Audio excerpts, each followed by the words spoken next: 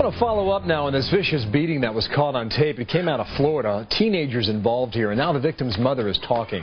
Talissa Lindsay says that her daughter may never recover emotionally from the brutal attack that was seen on tape. She blames the girls who hurt her daughter, and she also blames the internet. This is wicked. The attackers say the ambush was in retaliation for nasty things that Lindsay wrote about them on myspace.com, and so they plan to post the video for all web surfers to have a shot at it.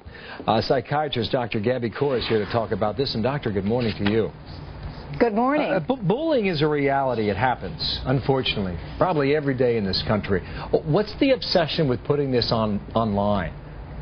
Well, this is a vicious crime. This attack, this gang attack, left a girl badly injured and almost killed her. So the fact that these kids thought that they could get away with doing something like this is tremendous. Yeah, what does that tell you? I mean, why record the thing? Well, you know, they thought they could get away with it. They thought it was a good way of getting back at a girl who they thought had injured them in some shape or form.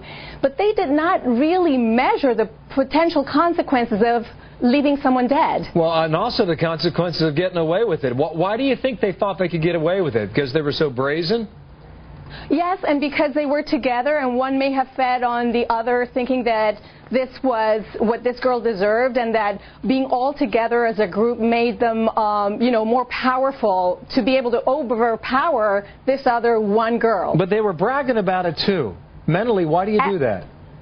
Absolutely. They were bragging because they were very proud of being able to do this. But if you look at the balance, this is one girl with 8 people or more people really ganging against her. So it's very easy to feel very brave when you're not alone. Well, you're talking about pack mentality.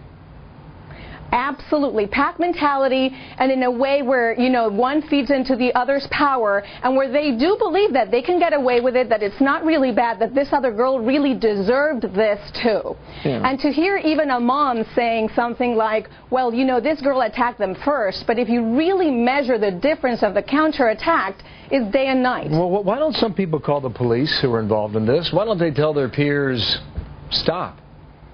There's many other ways to mediate something like this. The girls could have gone to this girl one by one and said, you know, bring this out of MySpace or whatever other internet site the girl was using. I really don't want you to do this. There's many other things that each one of these girls could have done. Even attempt to approach her as a group, but to verbally approach her and not necessarily to physically attack her.